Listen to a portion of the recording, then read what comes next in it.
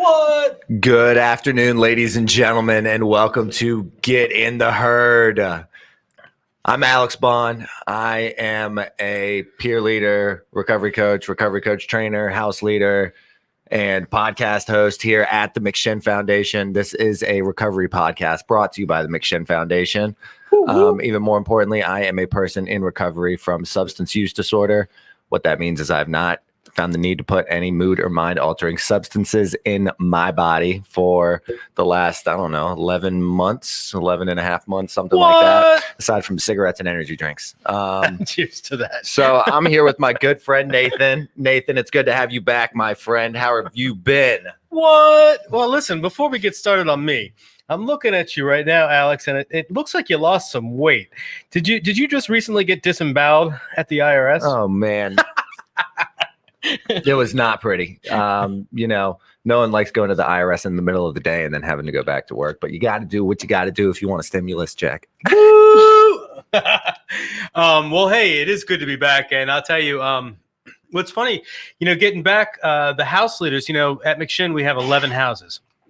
And of the 11 houses, I think 8 or 9 of them still have the same house leaders, or at least people who were almost, peer leaders at the time who were almost house leaders. And everybody who is a house leader is somebody I know, which is fantastic because that means that people are staying in place. People are doing the right thing for the right reason and continue to grow in their recovery. And as they're being held accountable, they're starting to hold others accountable, which is, of course, the crux of the authentic peer-to-peer recovery model that works so well. So, yeah, I'm glad we're here. It's cold in here, by the way. I'm kind of... It's a little nippy. A little nippy. Of course, this monster Get the here. Jesus flowing.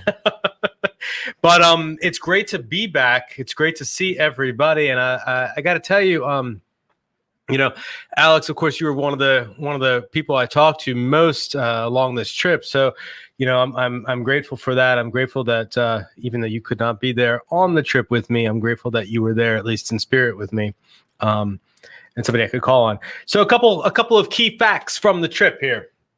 What trip? Oh yeah, good point. Yeah, we're here to talk about the Addiction Across America 2020 project, which will have some. Hey, Robin. Yeah, this is the shirt.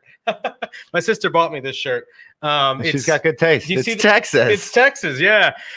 In fact, I was kicking myself this morning. Sorry, I'm digressing here, but Robin, I'm kicking myself because this morning I almost wore that other T-shirt you got me. It says, my sister lives in Denton, Texas, and it says, "Oh no, you Denton." You'll see it. I'm a big pun fan. I'll probably wear it Monday. Big pun fan. But to give you a couple of ideas of what went on here with this Addiction Across America trip, I went through 25 different states. Now, granted, I was in Montana for all of about 15 minutes, but I'll still count that. Yeah, now what you do in Montana? Because there's like 8 people there. No, there's a ton to do in Montana. It's a beautiful place. I just didn't have the time to get in there. I was on my way to Yellowstone National Park. I hit 3 national parks. I think I hit 3 national parks. I went to the Redwood Forest. I went to Yellowstone National Park, and I went to this place called Craters of the Moon outside of, not outside of Boise, but on the other side of Idaho from Boise, towards the east of Idaho. That place was amazing. It was one of those places I saw before I left. I saw it on some documentary somewhere, and I said, I want to go there. And guess what I got to do? I got to go there, which was really cool. Really, really, really cool. Going from just seeing it to actually like experiencing it. Well, and to be able to say, you know what, I want to do that. And then to actually do that. That's the cool thing. Like, that's what recovery gives me today. It gives me options. I don't just sit in, hey, Chris, I don't just, from Idaho. Woo. I don't just sit around thinking, oh, I want to do that and then getting high. Like, I actually say, I want to do that. And then I make, steps to do that. Now, of course, that doesn't mean everything in recovery is hunky dory and freaking rainbows coming out of my butt. No, but I follow through on what I say more often. Right. It's like today, like one of the things about recovery is that like I make commitments and I keep them. That's the insane thing. In recovery, I get those options today. And as much as I'm sitting here saying, okay, I did 25 states. I went to 3 national parks. I drove 10,393.2 miles. Right. I stopped. I did only get oil once. I should have gotten a change another time, but I got my oil changed in the middle of the trip because I needed to get that done. Like, the tire pressures got screwed up. So you know what I did? I stopped and I switched out the tires because that's what you do. You don't just wait for things to fall apart. I feel like that's a good metaphor in itself right there. Woo! And when you're driving alone for 7 weeks, 52 days, when you're driving alone, you get really in tune with, or I got really in tune with some of my less prominent, or at least less prominent to me, character defects, and that was fun. I got to say that was a lot of fun. Dealing with some of the stuff that you don't know is your defects. Yeah, well, there are things that don't bother me as much about myself when I'm around other people, or maybe just don't come up as much. But will definitely come up when I'm alone. Self-doubt, things like just feelings of worthlessness, things that really were more prevalent when I was in active use. I recognize that recovery for me is about connections, right? Recovery for me is about connections and making connections with people, meaningful, real connections, not just, hey, where are you right now? Oh, I'm at the light. I'll be there in 20 minutes kind of connections, but like real, meaningful connections. And so, putting myself in a situation where I was necessarily without physical connections a lot of the time, and there were some places where I didn't have a phone signal, so I didn't have a data signal, so I had to, and there were even some places I didn't have a data signal or any radio. Some of those mountains, man, are crazy. That's bizarre. That would throw me off a little bit. It feels apocalyptic. Well, there were a lot of places that felt apocalyptic. There was some dystopian feelings throughout the trip as far as the landscape goes. And every time, and I know I'm digressing and tangents are everywhere here, but every time I thought I was in a place that had what's the word I'm looking for? Every time I thought I was in total desolation, I was surprised at how further the desolation could become. And I got to tell you, Eastern Washington State is some of the most desolate place on the planet. And for that matter, Eastern Idaho, Craters of the Moon Park. That is some of the most desolate landscape I've ever witnessed. Not I have ever, it's I have ever witnessed. It's just absolutely the most desolate place. And completely, even in that desolation, even in the nothingness, there was I don't know. I felt I didn't feel despair, or when I did feel despair, that would be a lie to say that I didn't feel despair. But it would be more accurate to say that when I did feel despair, I got out of it quickly. I wasn't able to. I didn't dwell. Yeah. Because I would imagine that there is the duality of the isolation and the despair, but on the other end of the spectrum, maybe some meditative serenity and a lot of mindfulness going on, to kind of bring you out of that. Because I think with, a lot of recovery time and being as plugged in as you are, those things kind of pull you out. You already have a natural state of good than bad. Does that make sense? Yeah. Yeah, and so I didn't. I neglected to introduce myself at the beginning of the broadcast, and so for those of you who don't know, I'm sorry. My name is Nathan Mithchell. I'm a person in sustained recovery, and for me that means that I have been without any mind or mood altering substances since February 18th, 2018. That's a little over 2.5 years, and that really is a drop in the bucket when compared to my using. So there's some recovery in there, and I have a really, really strong network of people who have caught me, in the past, when I've fallen, or about to fall. But it's still me, and at the end of the day, it's I'm still the guy with wild extremes of emotions sometimes who has learned to level things out without the use of drugs and alcohol. But with a lot of people around me. So to be in those situations and I got to tell you, you hit it right on the head with the meditation part.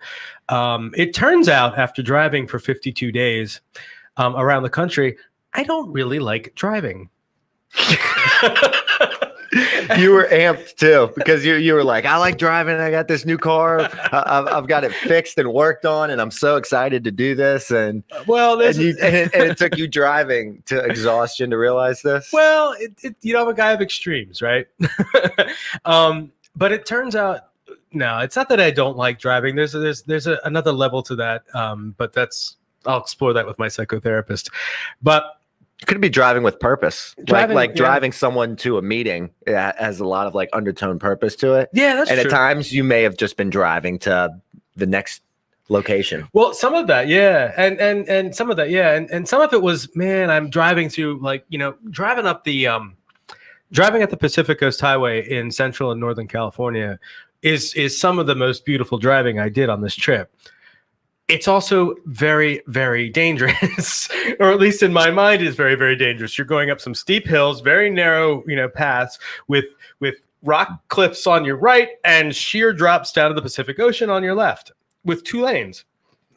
I've seen movies. Yeah, right. And it's so beautiful, but it's also like it's the siren song. The story of the sirens, sitting there calling, and then of course luring you into water. And so I'll be sitting there and be like, wow, the sun and the clouds. I'm like, oh shoot, I'm on the wrong. And then of course I see these big giant trucks, and I'm thinking I'm just driving this little tiny Volkswagen. Well, it's not tiny, but this little Volkswagen, and so I felt like a wimp sometimes. But what I did in those situations, because the driving, and especially at night, I don't like driving at night, period. But sometimes I had to. But driving, I really got into some breath work. Really focusing on where is my breath? What am I doing right this second? And mantras. I am safe. I am healthy. I have everything I need. And that really, really helped me. I knew that I would explore meditation as I went through this trip more, deeper into it. But what it did as far as, giving me that, get through those points of just, oh my gosh, because it's not just a matter of, oh, I'm scared, I'm going to go off the cliff. It's what am I doing with my life? My mind is a mind of extremes. Why am I here? Yeah, why am I here? What's my purpose? Oh my God, I'm wasting all this money. I just blah, blah, blah, blah, blah, blah, blah. I'm a piece of shit.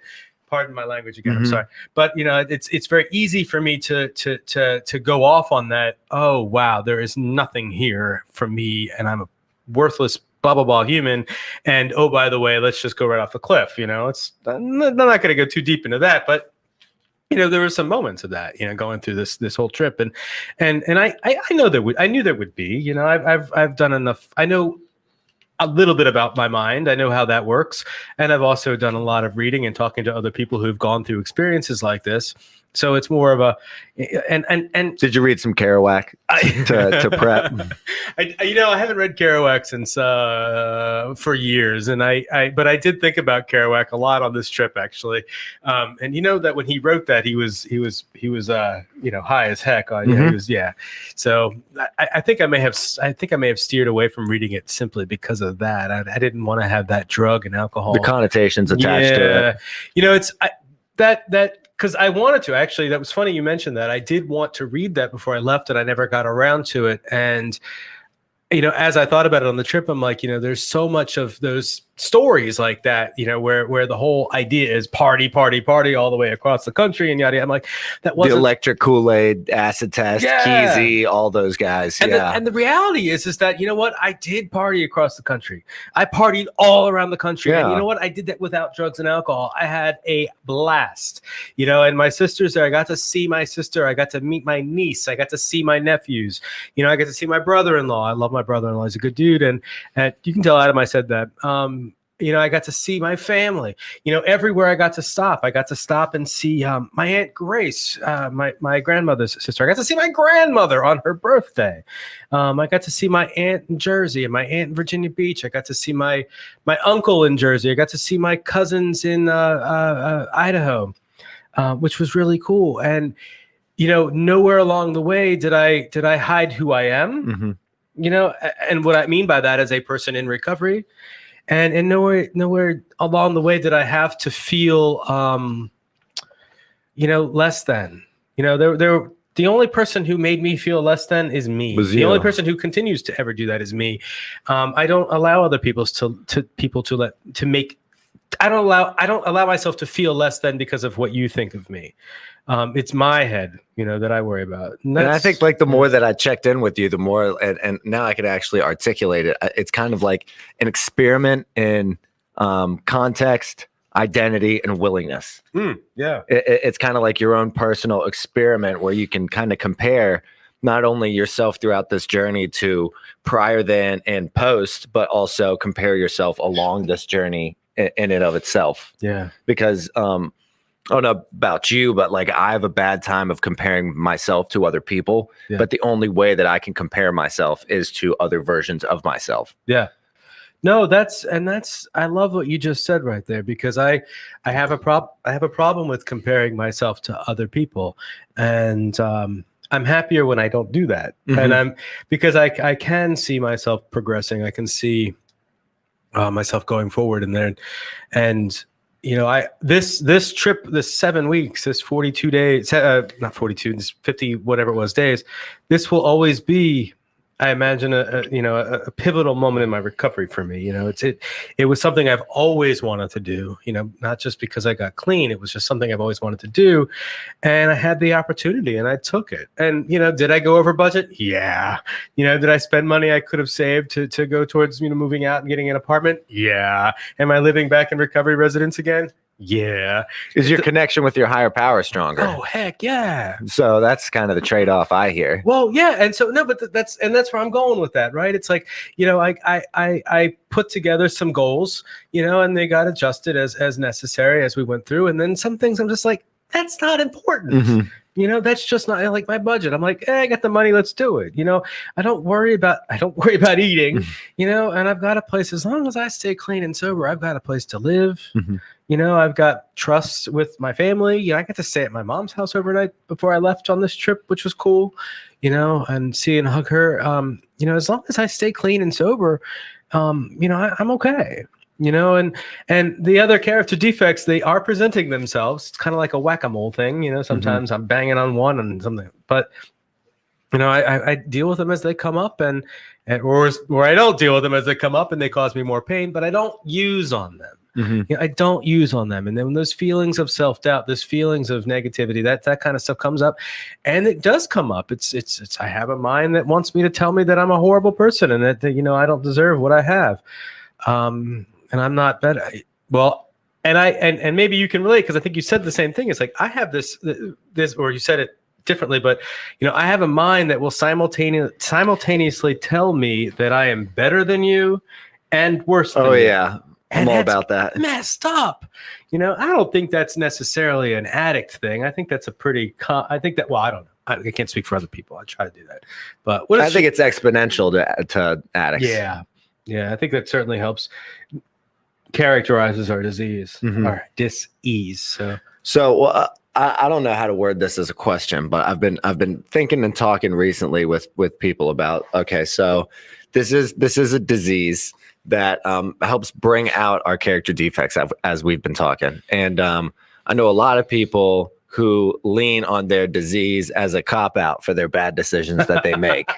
So I don't know, as an example, I can be very snippy and impatient with people and blame my disease for that, or I can make the conscious decision to not be that and own up my end of the bargain and say, sure, that could be part of my character defect, is being impatient and having high expectations of people. So when they don't do what I'm trying to get people to do, that's also a control issue. How much of it do I own up to, and how much is my disease?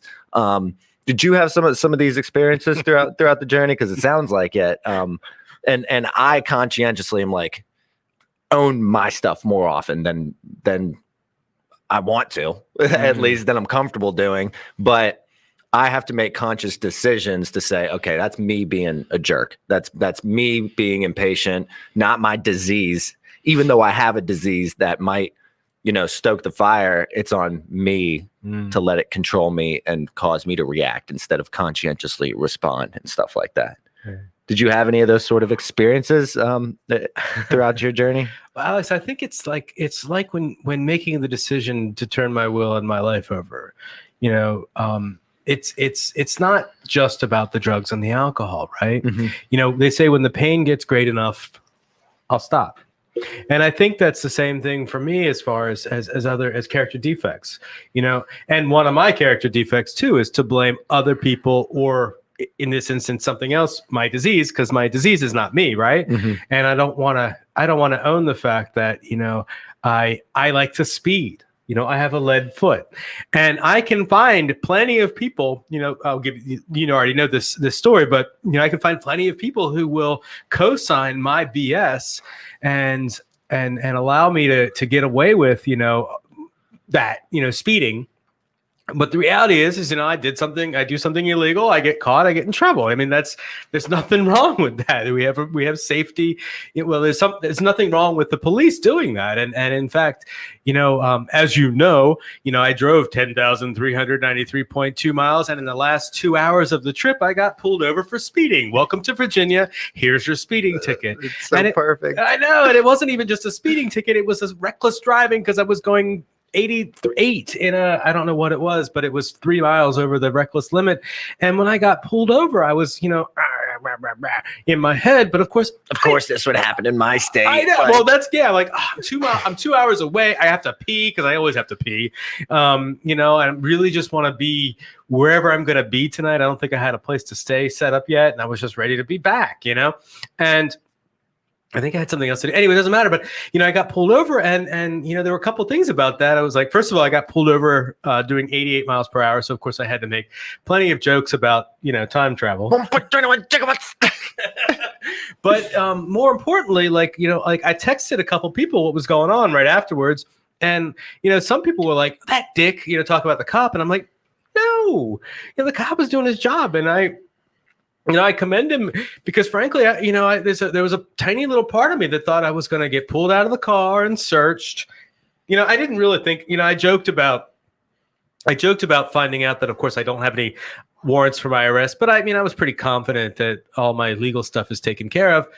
Still, but I did kind of expect that I'd be pulled out of the car, looking at my record, pulled out of the car, have the car searched, which would have been fine. It's just, it takes time and I'm on the side of the road and blah, blah, blah.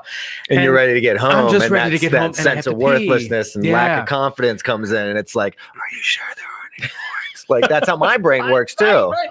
Well, and I'm thinking, this is a used car. It was pretty dirty when I got it. We did clean it, but they might find something in there, and I didn't clean it enough. Yeah, and maybe the guy who owned it before me was shipping cocaine back and forth on 95, and I don't know about this. And I'm like, is the ticking in the air conditioner because of me, or is it because of the whatever?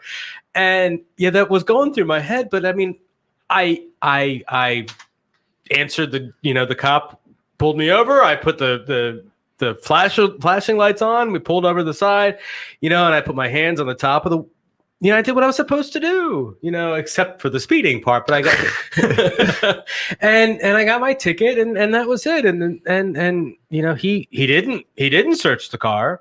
I do have a sticker on my car, Johnny. Dots. That's all you got to say, Johnny. Johnny. By the way, I have to tell you, I voted for you last night. I did vote for you.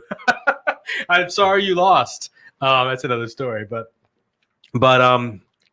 yeah. So I will blame the disease. I will blame character defects on the disease and not own that.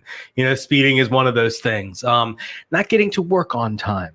That's another thing too. I'm not good about getting here by 8:30. I'm usually a roll in about 5 after 9 kind of a guy. And I'll rationalize that with, oh, well, I'll stay till 5:30 or 6 every day, but then of course I take an hour lunch. I was reading, George Carlin said that everyone on the road is either an idiot or a maniac. Anyone going slower than you is an idiot. Anyone going faster than you is a maniac. Yeah. I get that. Well, and here's another thing.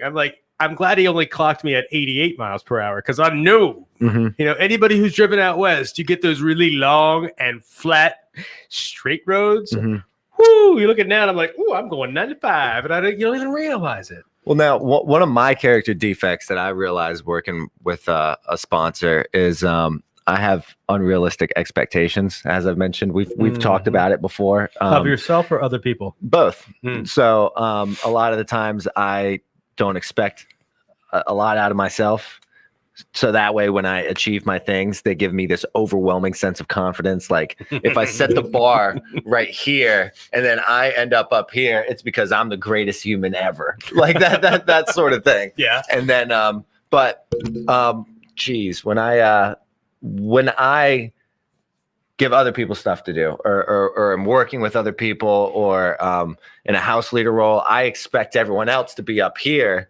So they like never hit my expectations. When I was working, when I was bartending, no one worked harder than me. Mm-hmm. I don't know if that's true or not. It most likely isn't, but no one worked harder than me because my expectations of people were too high, while my expectations myself are too low. So now that you've done the entire journey, was it what you expected, and does it matter?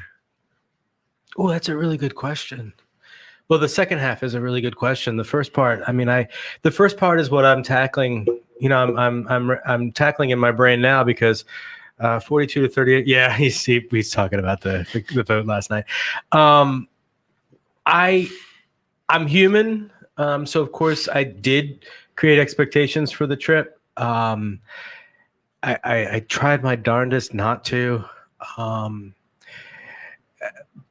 I was blown away by the support I got from family and my friends, you know, people I've known in my life a long time. You know, when we talk about recovery capital, right? We talk, you know, you train coaches in recovery coach training. And one of the big things we talk about, it's identifying recovery capital. And, you know, I have a really, really, you see my sister up here all the time watching this with me. You know, I have a really beautiful family. Mm-hmm. I do. And we have our flaws and blah, blah, blah, blah, blah. And I lost connection with that. I lost that in my addiction. And so being able to put that back in place, and I didn't have expectations for that. Like I purposely tiptoed around that in my brain.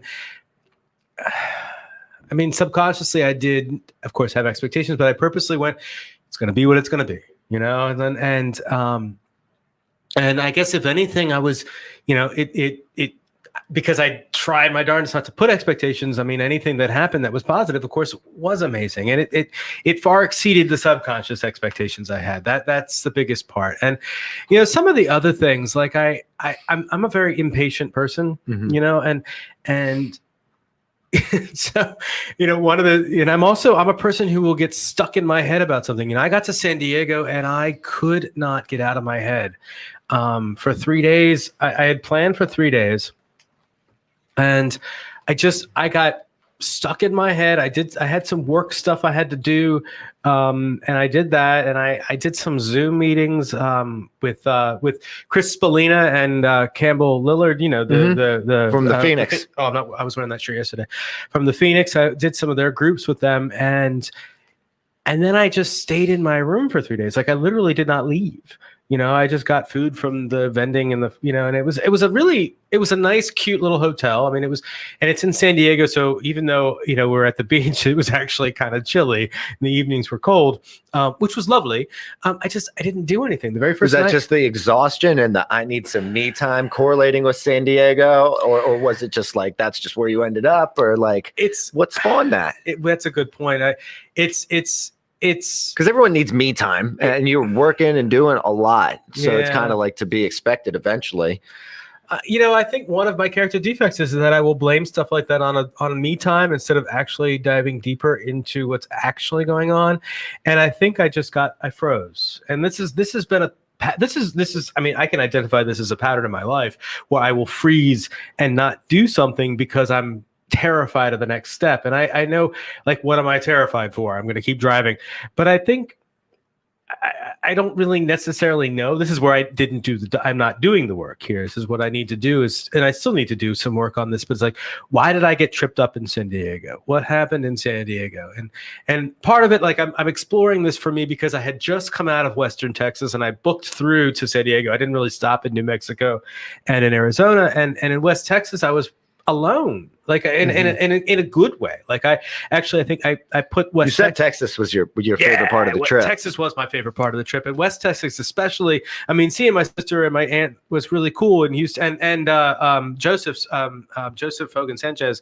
Joseph, I know you're not watching right now, but man, he made me homemade enchiladas that were so amazing. God. Homemade salsa and the tortilla. But in Western Texas, man, I had this just artsy community. I felt like I belonged there. Yeah. And when I got to California, I didn't feel like I belonged there. I was, and I wasn't in the heart of San Diego. I was up north in one of the little beach towns above. Cute town. I mean, really cute town. And I walked around that first night, and it was just, there were so many people, and they all looked put together. And I didn't feel put together. Wow. And I was comparing myself to them. And I'm like, I don't have any money. My car is 13 years old. You know, I'm taking this trip and I'm 44 and nobody loves me. I'm never going to be loved. And I did that for a few days. And I ended up like in that situation. I was like, I need to go to the beach. Like I made it a point to go to the beach, and I couldn't do it for 3 days. So I'm like, I got to stay another night. I got to go to the beach, you know? And so what do? Then I stay, and I didn't want to go to the beach over the weekend. I got there on Thursday night. So Friday, because you didn't want to deal with other people on the weekend. I didn't want to deal with other people on the weekend. So on Monday came, and I'm like, all right, I'm going to the beach. And I had extended another night. And of course, what do? Well, you know where I went. I told you. This is probably more information than your listeners need to hear, but there's one nude beach in California, in San Diego, and I'm like, you know what? I want to go there. You know, and so I went, you know, nothing like, you know, taking it all off to really just explore, you know, vulnerability. And that's a cathartic exercise to find your people. Yeah, I think, because you went in, you didn't see your people. So you kind of went out of your way to try to find your people. Right. Well, when you say your people, because you said when you got to San Diego, all right. So when you were in Texas, you felt like you belonged. You found your people. You found your herd easily. Yeah. So when you get to San Diego, you don't know where your people are. They're there, but you don't know where they are. So you go to the nude beach to try to find your people. Yeah. You know what I'm saying? I mean, I'm no therapist. I'm just kind of like talking out loud. That's what seems to make sense to me. Like if I were to try to find my people, I would go to like a concert. Or something like that. Well, I would too. Actually, a concert for me too. Music is a huge but part it's of my not life. like those are open right now. Yeah.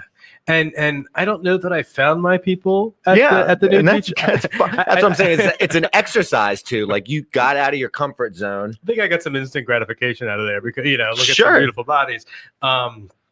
But I did a lot of the comparing myself. I'm like, oh, look at me. I'm all pudgy and 44. And but at least I don't look like that guy. Well, there was definitely some of that. Oh my God, look at him out there. And there were some old people there that were like really built. And I'm like, Jesus freaking criminy, get me out of here. And I got sunburned all over. So I got the lesson from that. And then I ended up staying another 2 days. And, you know, I went to the beach. I went to the pool and I ended up getting a COVID test while I was there. And there's a funny story about that. On a whim, or was like, well, no, it wasn't a whim because I'm bored. I'm gonna go get tested. When I saw my grandmother, excuse me, in Virginia Beach, I felt really guilty afterwards when I hugged her. Okay. And even though, you know, I didn't exhibit any signs, and you know, she was, you know, fine with me hugging her, I just felt guilty, and it started to get into my head. It was like, okay, it's not just my grandmother who was a willing participant. It's like all the other people she lives with. And I'm like, oh, so, and you know what we do around here. It's like, there are people here all the time. It's not like I've been quarantined or isolated, you know, from people. So, you know, I went and got tested, and I go to the CVS, and I've got, I go through the drive-through. They hand me the kit and they have me do it to myself. Oh, that's so weird. That big giant pipe cleaner I had to shove up my nose all by myself, and I'm like, and she's like, no, you got to get it in there further. I'm like, I don't think I can do that. And I like pulling parts of my brain out. I'm like, I'm tearing up. It was not fun, not fun at all. But I did it, and I was fine, and yada yada. Of course, I got my results like 5 days later, but. When I finally left San Diego, I had, you know, so at that point, I was nervous that I wasn't going to make it to Las Vegas in time, which is kind of silly because I actually had plenty of extra days, but whatever. I cut out stopping in LA and San Francisco, which was a good thing because I had no desire really to go to LA without making it its own destination. Like I do want to go to LA at some point, but it didn't feel like a pit stop. No, I know I can't do this any justice. I'm gonna just drive through really quick. And the same thing with San Francisco. Like I did the Golden Gate Bridge, went over that, but it's like I had already done like big giant part of the Pacific Coast Highway, Route 1. And funny about that, like I'm about an hour or so south of San Francisco, and a friend of mine from DC, who I thought was living in Chicago, turns out he's living outside of San Francisco, and he hits me up. He's like, "Hey, are you going to be here anytime soon?" And I'm like, "As a matter of fact, yeah." And like 2 hours later, I was having coffee with him out, in his backyard. That's awesome. Or not coffee, ginger, whatever it was, but we sat and had. We met up and got to catch up, and he had actually just gone through. He'd had COVID. And anyway, so that was that. I did that, and but to answer your question, man, some of those character defects that I still blame on my disease. When I do that, I'm not allowing myself to get over those things. I'm not allowing myself to grow from that. Because I like to sit in my shit. Like I like, anybody who's simple acknowledgement isn't enough. No, I'm a big all. advocate that like I get to go throughout my life being a jerk because at least I know I'm being a jerk. Right. That's not how life works. But I've accepted that I'm a jerk. Yeah. Acceptance is the people know that to expect that from me now. Well, what do you think I'm gonna do? I'm a jerk. You know this. Yeah, exactly. That's another story. But yeah, that's so there is a lot of that, and I'm going to be doing a lot more thinking on this, and I'm really grateful. I got to the point where I got to Las Vegas, right? And as you know, and other people know, I had planned to stay out on the road until about until right before Recovery Fest, which is September 12th. My idea was to get back on like September 10th. But I was in Vegas, and I kept extending because I was very comfortable. I had a very comfortable room, right? I do not gamble. I did one when I was there. I'm like, let me just go play for a little bit. One slot. I went to 2 slot machines. I lost $30 in less than 5 minutes. I say 10, but it was probably closer to 5 minutes. And I lost $30, and I'm like, yeah, I know where this is going. I'm going to stop doing that now, especially since so many people have been contributing on the way. I'm like, I'm not going to freaking gamble away money. Gamble with their money. Yeah. It's like, what a dick. But I had a really, really comfortable room, and it was very inexpensive. And I'm like, I just sat there and I did some reading. That was where I definitely that did feels some like a victory lap. Well, yeah. I'm getting done with my trip. Yep. This is my victory lap that I put myself through all this. You know what I'm saying? And at that point, I had I thought 2 more weeks left. So, or 3 more weeks left. And I said, I was looking at what was going on in the world, and my next stop was going to be, I think. You wanted to go to Colorado Springs, I think. Yeah. So I was heading up through Utah to Colorado, and I'm looking at what's going on in there, and I'm like, oh my gosh, there are fires all through Colorado, and I'm like, and I'm looking at my bank account. I'm like, oh, look at that. It turns out I don't have as much money as I thought. $50 a day for the whole trip. Ha, ha, ha, ha, ha. Yeah, no, it's more like $100 a day. But, so I'm looking at I'm looking at the food, the money, that I've been paying on. I'm hungry. I'm looking at that, and I'm just thinking, I'm tired of being on the road. I've done a lot. Mm-hmm. I'm satisfied with where I've gone now, and I think there's a point where you can be overstimulated to the point where nothing is actually going to connect with me. It's kind of, for me, I feel like it's very analogous to when you get to that point where you've just done so many drugs that at that point there's no getting higher. Mm-hmm. You're just gilding the lily, as it were. Mm-hmm. You're really not doing anything, and I'm like I'm not going to be, and that I'm like I'm not going to be able to actually get anything out of this. I'm sick of being not sick of being on the road, but I'm just tired. I knew I didn't have a place to go. Yeah, I knew there were a lot of things I had to do once I got to Richmond. So I said, you know what? I'm cutting this short. I'm not going to go to Colorado because of the fires and the money. And I'm like, I'm going to go home. Everything after Colorado was north. So for me to go up north would have been a really big giant. And I'm like, yeah, I'm going to get back to Richmond. And I'm really grateful for that because, as you all know, or maybe you don't, but in Virginia, we're in the middle of our special session, which started August 18th. And I was kind of bummed about missing the beginning of that, but the extension of the session has been tremendous. So I've actually been able to jump into some conversations and to start formulating because some good things are happening in Virginia right now, but to start formulating ideas and plans for the next session in 2021, which I'm really excited about. So in many, many ways, I'm really happy I got back, because now I'm able to participate more in the electoral process. And of course, we have, the general election coming up in November. You get to not only advocate, but also vote, right? Oh my gosh. Yeah. I do get to vote. That's exciting. So I did get. I think that's cool. Yeah. Like, I think it's pretty cool for someone who's been so involved in it that you finally get to like be on both sides of it a little bit. Like you get to actually like, I don't know, like, of course you fight for what you believe in and advocating, but now you can actually like you can vote for it too. Well, so to give you some history, right? In 2000, the 2000 elections. Now, if you remember your history, that's Gore, Bush versus Gore, right? And you know how that election turned out. We didn't have an answer on election night, right? Or we thought we did, then we didn't. Blah blah blah blah blah. And it ended up getting to the Supreme Court, and it didn't get really fixed until the middle of December. We didn't know who was going to be president next, and the hanging chads in Florida and yada yada. And I know you're too young. I know you're young, but in 2000, I was working for the National Gay and Lesbian Task Force, and I was actually at a conference in Atlanta during the election.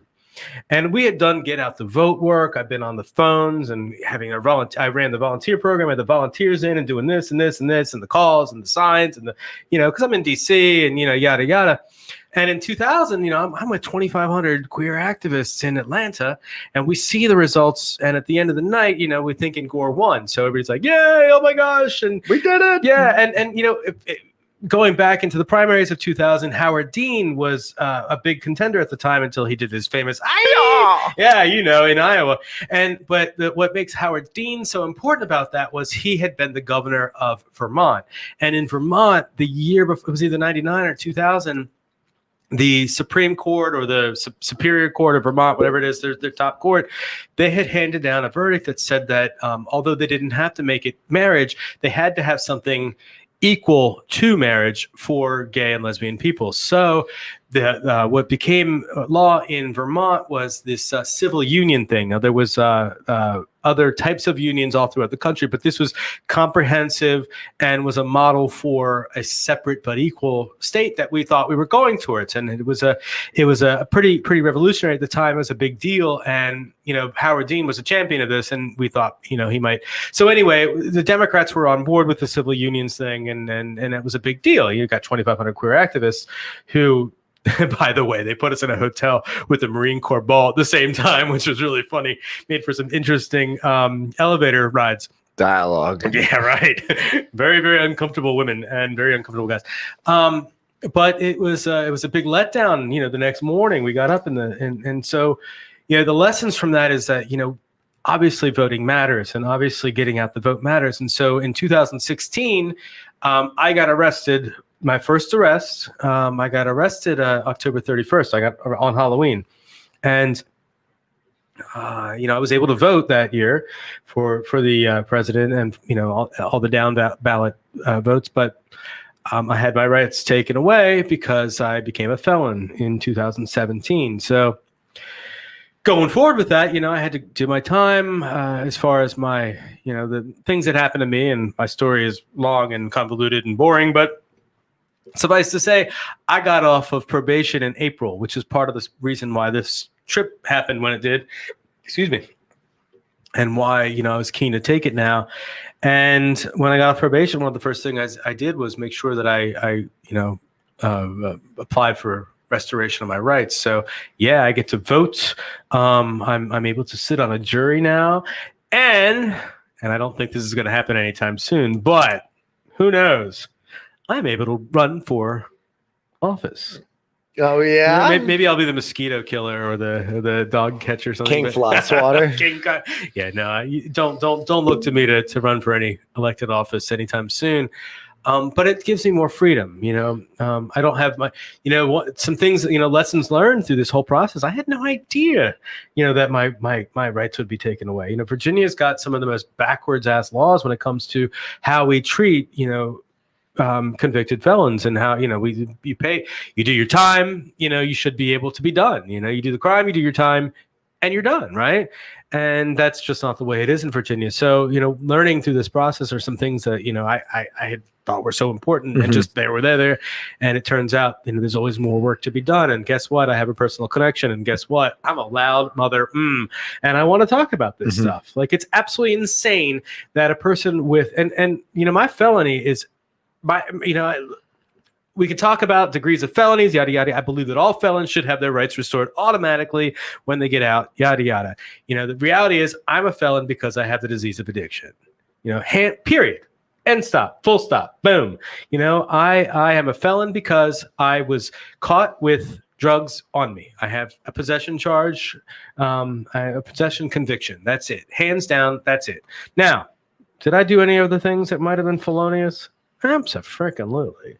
Am I going to complain about? Oh, yeah. Actually, I am going to complain about that stuff. No, but do people commit larceny because of their substance use disorder at the same time? Yeah. I mean, sure, it's not possession, but it is to sate their substance use disorder. You know what I'm saying? And I don't want to say anything that's such a blurry line to be had, but it's more just a conversation at the end of the day.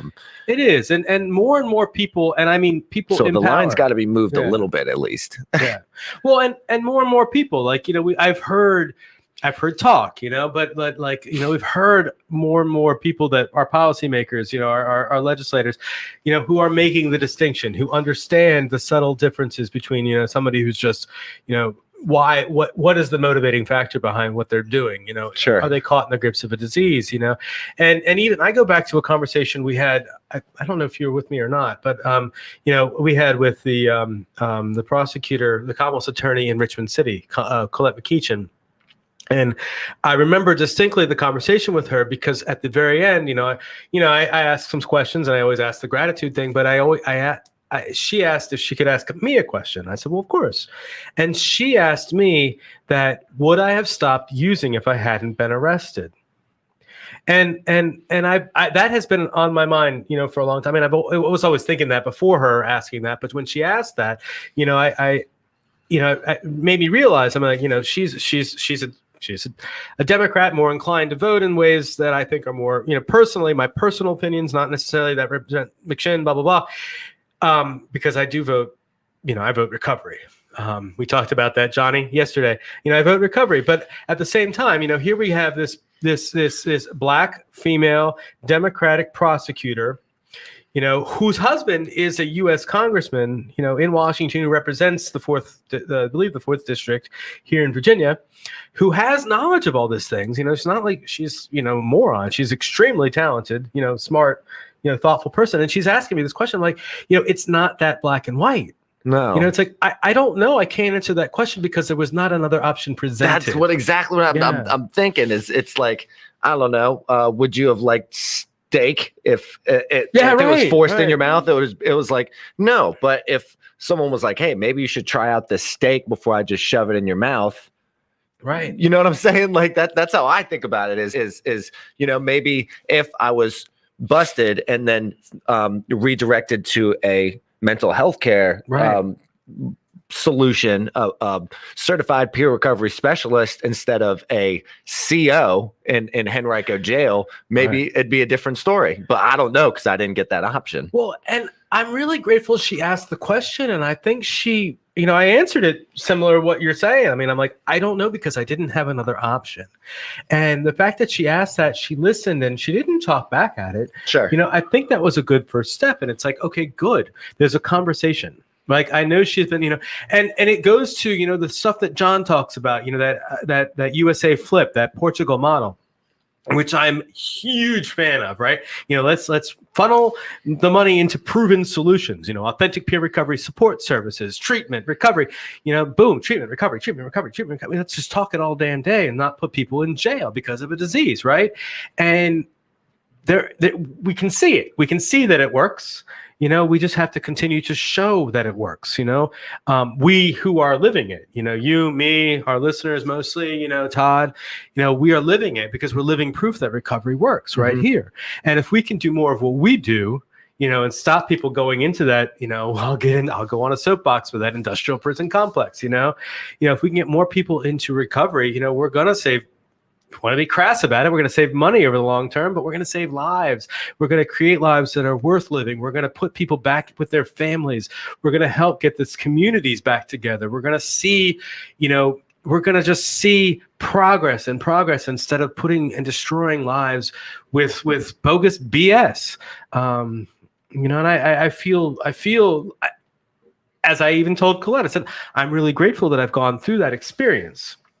And I'm grateful that I went through that experience because, I wouldn't have known really what any of that was about. I know plenty of people who have done the drugs that I've done, who are, living lives that I would have dreamed, who are doing amazing, incredible things that did things with me, so I'm like, and part of me is like, well, that's not fair, and it's not fair. And the reality is it's not fair. But part of it is it's not fair because I know the dark side of this, and I know there isn't a better way of living. I know there's another way to do this. And so it's not fair because they're still stuck in the grips of that illness, even though they're doing cool things with their lives. And I'm finding that other way and I'm helping other people to see that too. So it's not fair. No, but I'm pretty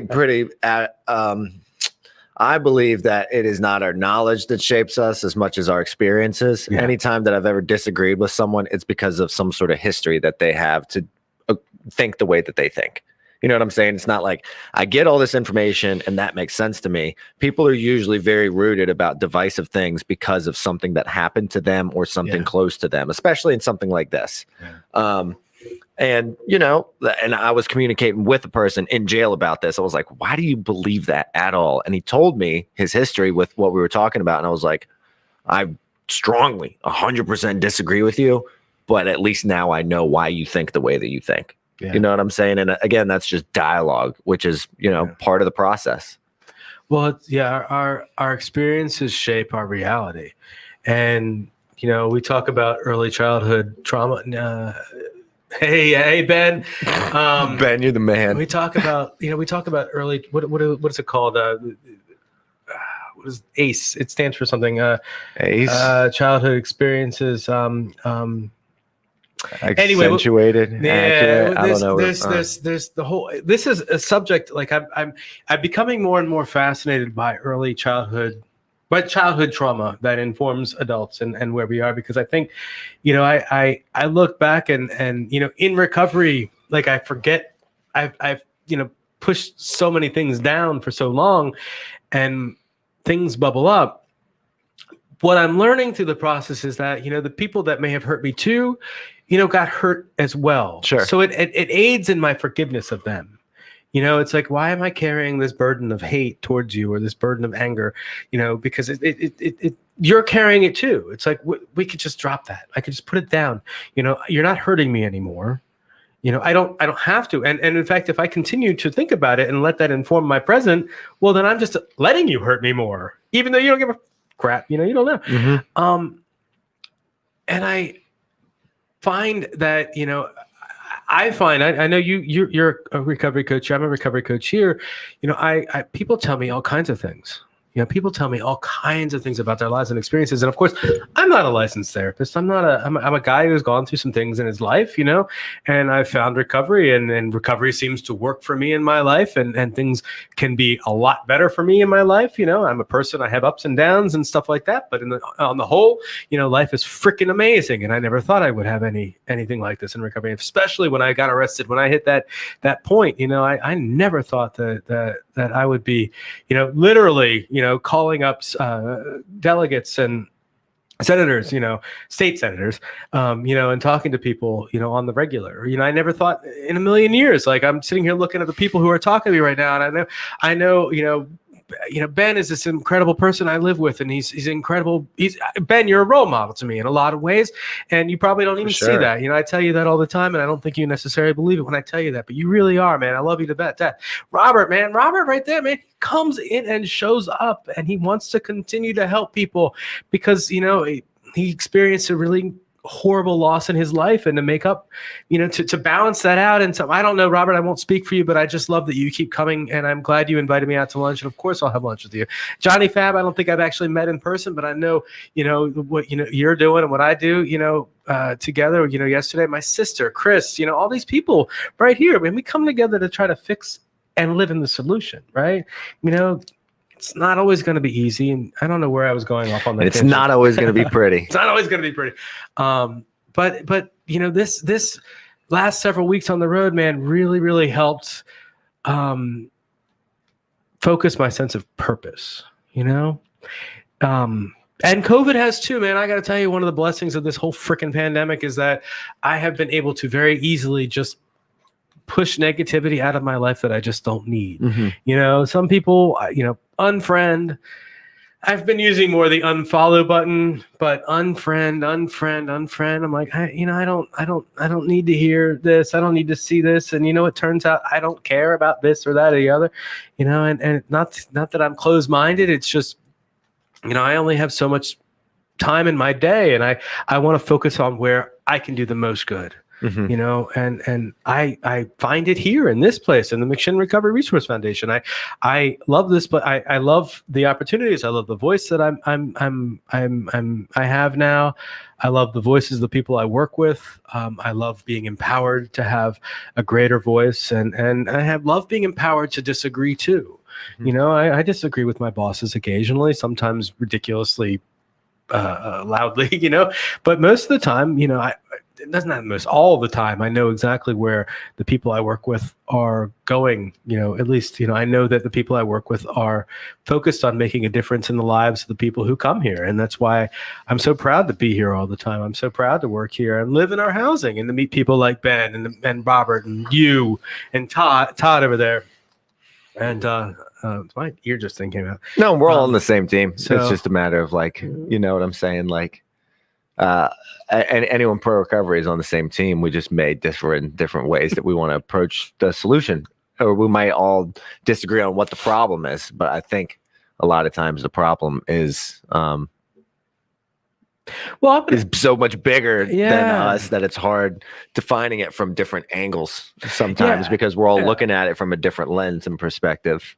And what's neat about, and I obviously I'm a huge proponent of the authentic peer recovery support services model, because we have a keen understanding of the problem, and even if we aren't sure where the priority of the problem is and the solution really, it's like, it's not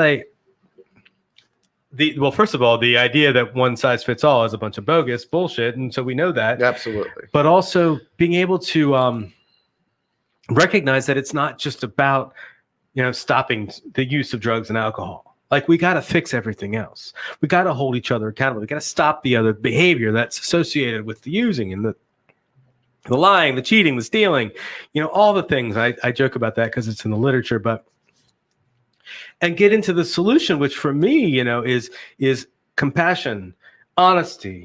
We talk about spiritual principles and 12-step fellowships. In the Buddhist fellowship that I also do, we talk about forgiveness and kindness towards other, loving kindness, and breathing. I can't tell you how many times while I was driving down the road and I'm going, oh my gosh, I'm in peace, I'm useless and this is horrible. I'm just like, 3 deep breaths for me, and it was like, okay, I'm calm, and loving myself, finding a purpose, finding love for myself, so that I can better love other people, being compassionate, being in service without being a doormat. That's a danger too. For me, a person like me who's a people pleaser, I can be a doormat.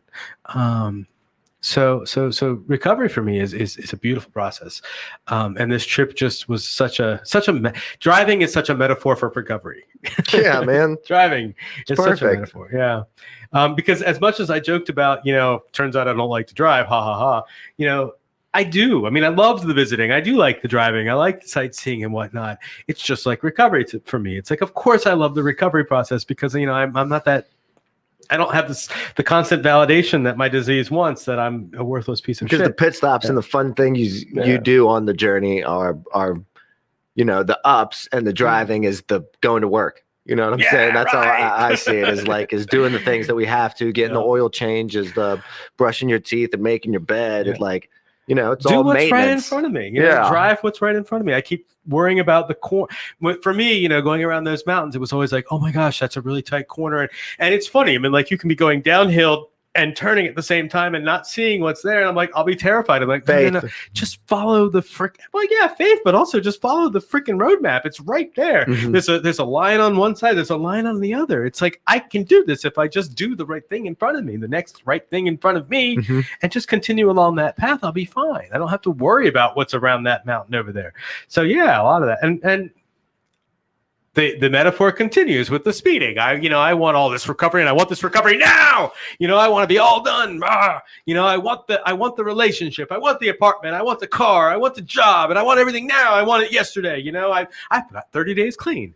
But the reality is just like when I try to speed. When I'm driving, I'm probably going to get pulled over and get a ticket. So. I'm rambling, and I've had a lot of caffeine and energy drinks today myself. Done.